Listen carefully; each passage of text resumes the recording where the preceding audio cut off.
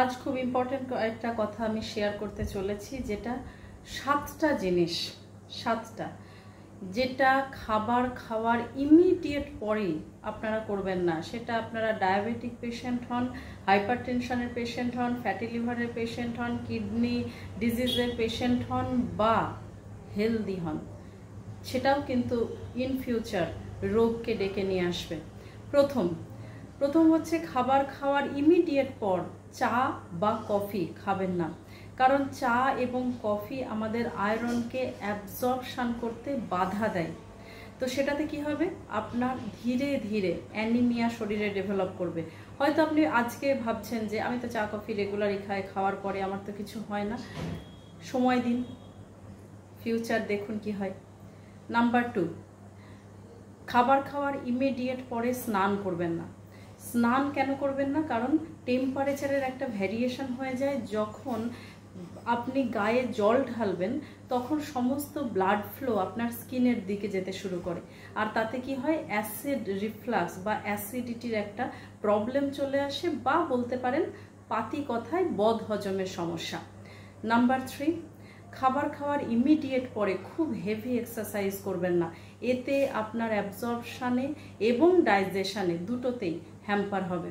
Number 4, খাবার খাওয়ার immediate পর অবশ্যই কোনো স্ট্রেসফুল কাজ করবেন না। যদি অফিসে থাকেন তাহলে খাবার খেয়ে একটু হলেও রিল্যাক্স মোডে বা একটু অল্প স্বল্প হাঁটাচলা করবেন, কিন্তু স্ট্রেসফুল কাজের মধ্যে যাবেন না। এতে কি হয়, ভেগাস নার্ভ ইরিটেশন হয়, আর ভেগাস নার্ভ যত বেশি করে ইরিটেট হবে তত বেশি করে অ্যাসিড সিক্রেশন হবে, আর তত বেশি আপনার অ্যাসিডিটির সমস্যা কি হবে, বেড়ে যাবে, কমবে না।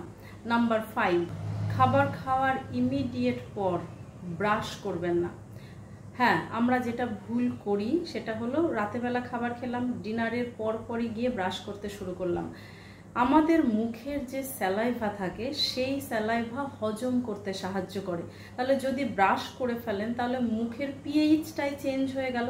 তো পিএইচ যখনই চেঞ্জ হয়ে গেল, যেটুকু ও সাহায্য করছিল, মানে অ্যালকালাইন নেচার হওয়াতে যেটুকু সাহায্য করছিল সেই সাহায্যটা আর করতে পারবে না।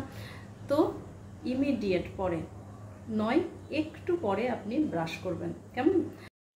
নাম্বার 6, কখনোই হেভি মিলের পরে শোবেন না, কারণ এতে অ্যাসিড রিফ্লাক্স শুরু হয়। আপনার শোয়ার পর দেখবেন যে পেট অনেক ভার হয়ে যায়, আর যাদের অ্যাসিডিটির সমস্যা তাদের তো ডেফিনেটলি অ্যাসিডিটি হবেই হবে। নাম্বার 7, খাবার খাওয়ার ইমিডিয়েট পর ফল খাবেন না। প্রথম কথা হলো, ফলে কি থাকে, ফ্রুক্টোজ, সেটাও ওয়ান টাইপ অফ গ্লুকোজ মানে সুগার। তাহলে আমি যখনই খাবার খেলাম, এক তো ধরুন খাবারে কি খাচ্ছি, ভাত ডাল রুটি সবজি, সেটা একটা ইনসুলিন স্পাইক ঘটাচ্ছে। এর উপরে আবার ফ্রুক্টোজ খেলাম মানে ফল খেলাম, সেটাতে আবার আরো বেশি বেশি করে ইনসুলিন স্পাইক ঘটবে। তার থেকেও বড় কথা হলো, যখন খাবার খাচ্ছেন আপনি, যে রান্না করা ভেজিটেবলস বা স্যালাড ওর সাথে ফল দুটোর কিন্তু হজমের টাইমিং আলাদা, তো সেই জন্য শরীর কনফিউজড হয়ে যায়। তাই এই 7টা জিনিসকে একেবারে অ্যাভয়েড করুন খাবার ইমিডিয়েট পর, কেমন? আর সকলের মধ্যে শেয়ার করুন, আর অবশ্যই ভালো থাকুন। Thank you.